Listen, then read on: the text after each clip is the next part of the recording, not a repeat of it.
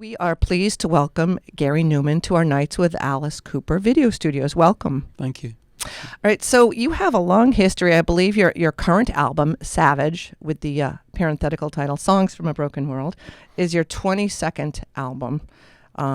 And that's quite a lot to cover, so we won't attempt that. Am I right in that number? Is that number 22? To be truthful, I'm not sure, but I've been reading that it's the 22nd, so I'm assuming people have counted.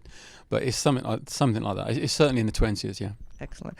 So Nights with Alice Cooper is a classic rock radio show. Yet we play you. We are playing your new record, and we play Cars. Unfortunately, not that much in between because there are so many weird. I will just say because there's so many weird categories. Maybe it's just here in the U.S., but there's classic rock, there's new wave, there's industrial, there's metal, and radio is somewhat segmented. Mm-hmm. I mean, have you found that your early days of being sort of, I don't know if I could say pigeonholed into more electronic or new wave or synth pop, how has that affected your career? Do you hate pigeonholes? Where do you see yourself? I think the problem with pigeonholing things is that it tends to look at the core of what you're doing and ignores a lot of other things, and therefore doesn't include you in things that you could actually be part of quite easily. And it also would have an effect on people looking for music. When you categorize things so specifically, somebody will write in, I want this, this, and this, and you will fall outside of that, where in fact you would easily overlap that. So it can be a problem. I've only ever made one album that didn't have guitars in it. Out of the 22 that I've supposedly made, there's only one that didn't have guitars on. So I'm not hardcore electronic at all. And I think as far as synth pop is concerned, I only ever made one song that was vaguely pop, and which would be Cars, I would guess. Everything else, certainly for the last 20 years or so, has been much, much heavier and darker than that. And yet the synth pop thing sits, which I don't like synth pop at all, actually. And I think as a descriptive term for me, it's way off the mark. Well, I mean, it's something we understand here at Nights with Alice Cooper because Alice is shock rock, or he's heavy metal. And in reality, he's neither and both and much more. So, I mean, it's, we get it. Yeah. So in my research on you, excuse me, you talked about guitars. I understand your dad gave you a Les Paul when you were a teenager. Was that your first instrument? And what bands were you listening to as an early teen? Well, my mum and dad bought me a guitar when I was really young. 4 or 5, I think. I can't remember for sure, but very, very young. So I was messing around with them for a long time. My first bands that I were in were guitar, bass, drums, conventional lineups. I got signed by Beggar's Banquet in '78 as a 3-piece punk band. So my move into electronic music was purely because of an accidental meeting. I went to a studio to record what should have been a debut punk album, and while the other 2 boys in the band were unloading the car, getting the gear in, I went in to say hello to the engineer for the session, and there was a synthesizer in the corner. Never seen a real one before. By the time they'd finished unloading the van and setting everything up, I'd already changed everything. I thought it was amazing. The sounds that it could make, the ease of it, the power that it had, the bottom end, nothing. Hadn't heard anything like it. And so they set up and they walk into the control room to speak to me, and I said, well, forget that. It's all different now. We're going to be doing this. Went back to the record company with that sort of pseudo electro punk album. Record company were horrified. That's not what they signed us for. We had a massive argument, really quite heavy actually, quite unpleasant for a while. But managed to convince them with my sort of newfound passion for this new type of music that we should give it a try, which they did. It didn't do as badly as I expected. Did another album. I did 3 albums in 12 months. Really prolific then. The second one was called Replicas, which I did only a few months after the first one. This is with Tubeway Army you're speaking of. Yeah, Tubeway Army, and which was supposedly a punk band. And that one went to number 1. So it all came good very, very quickly. And then, of course, everyone everyone discovered me. Yeah, So- we told him to do that. No, he didn't. I had to stand up and nearly have a fight to get them to release it. And probably stood up with each other, really, really angry. Fisticuffs. Well, yeah. When Almost. I'm quite small, obviously, so I wouldn't have won, but I was really, really passionate about it. You know, I honestly did think that electronic music was going to be a big thing, and I wanted to be a part of that.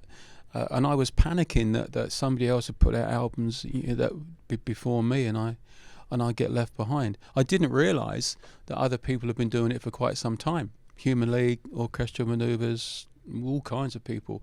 I had no idea. I was really ignorant of the whole electronic thing. When I found it, thought I was the only one to find it. And there'd been Kraftwerk and some other things, and Eno and people like that. But the music that they had done had been more either very, very technical with Kraftwerk and very synthetic, or quite grand, almost classical, but with Or electronic music, which orchestral, what Eno was doing, that kind of thing, which he did with Bowie, I think. Nobody was really doing little 3-minute rock songs with it, I thought. So there's me thinking I was stumbled across something cool and great, but no, I was one of the very last people to find it. It seems I was just lucky enough that the first one to become successful with it. So I get a lot of credit, which I don't deserve at all. But nonetheless, I was around when it started. Well, I mean, you have to say it's about the songs. Without songs, you could have, an all bass band or an all keyboard band, and the songs are what you're revered for, as well as your creation of them. So you do deserve credit. I guess say. so. I guess. Just take it. All right, thanks. Well, but so does that mean at that point my math isn't good, and neither are my years? But I'm thinking, Sex Pistols. Were you what time frame were you when you said you were a punk band with Tubeway Army? Were the Sex Pistols already out and about yet? Yeah. So were they an influence on you? Did you see them? I did see them. I saw them at a fairly famous gig, actually, at a place called Notre Dame in London. It was the thing about, but I wasn't really a fan of punk at all. The only punk band I ever liked were the Sex Pistols, and they were musically quite different to any of the others. Slower, it wasn't the same weird thrashy stuff that other people were doing. The reason I was doing punk was because there seemed to be new record labels springing up all over London, everywhere. It became much easier to get a record deal if you were playing that sort of music. So from my point of view, it was just a mercenary move to try to jump on something while it was happening, which is, to be fair, that's exactly what happened. My punk music had tunes. I'm melody driven as a songwriter. So I think when Beggars Banquet signed us initially, I think they saw us as a punky pop crossover. I had sort of the vibe, if you like, of the punk things, kind of, but I had tunes as well, so you can actually sing along and remember them a bit later.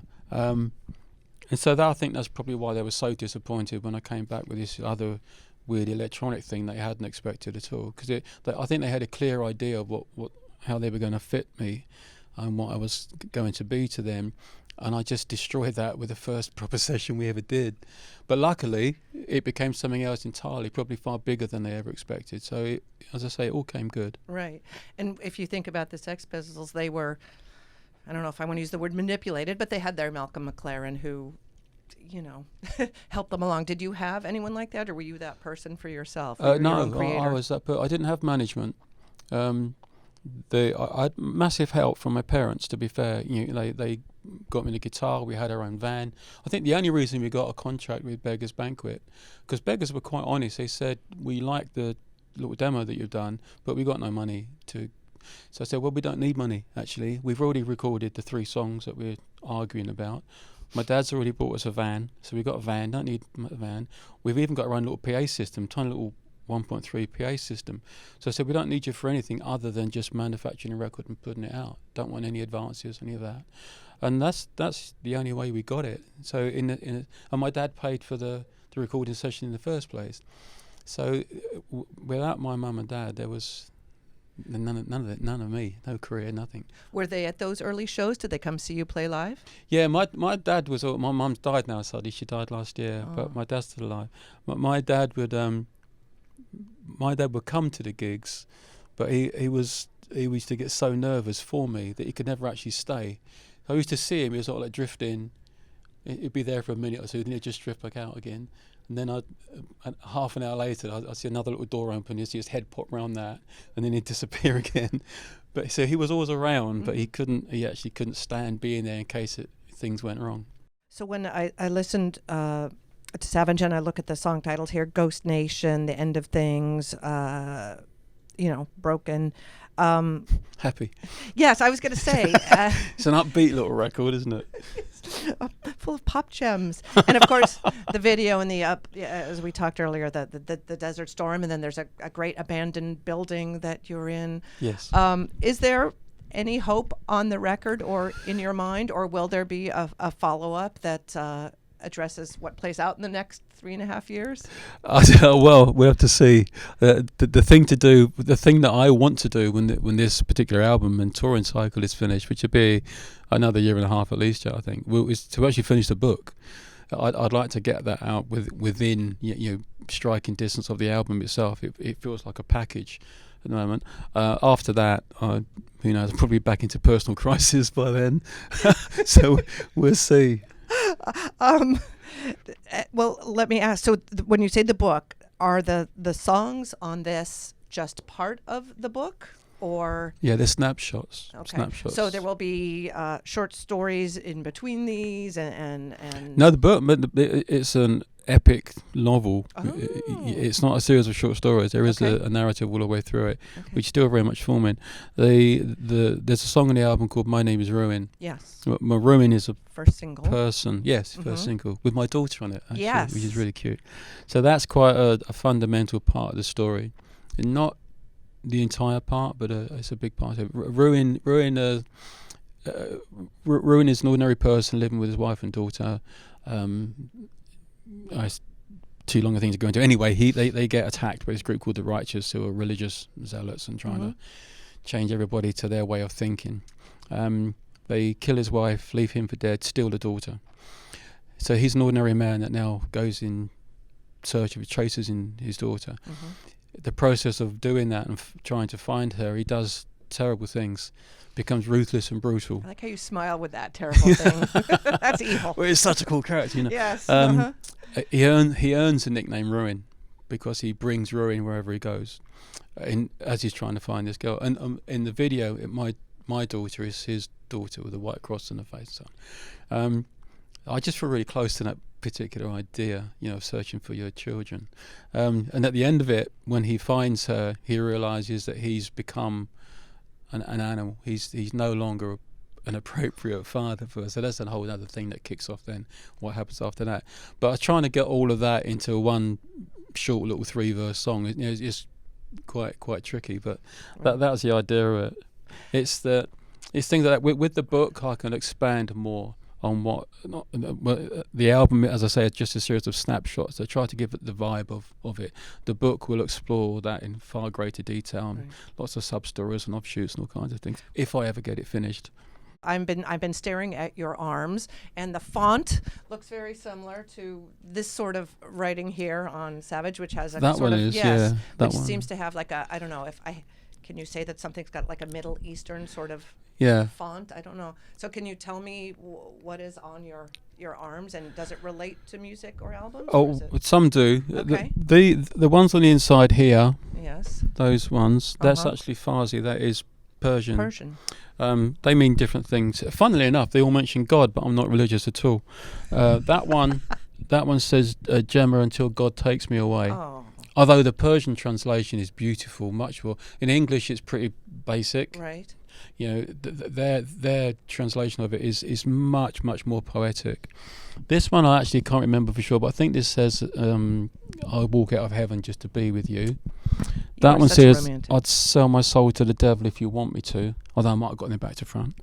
That's my children's names, and then the next two lines say if God calls your name I would die for you. Thank you for being here for this wonderful video thank you. interview, and we look forward to seeing you live. Thank you very much. Thank you. Ask Alice is brought to you in part by Napa Auto Parts. Stop by your local Napa Auto Parts store and conquer the job with Napa Know-How.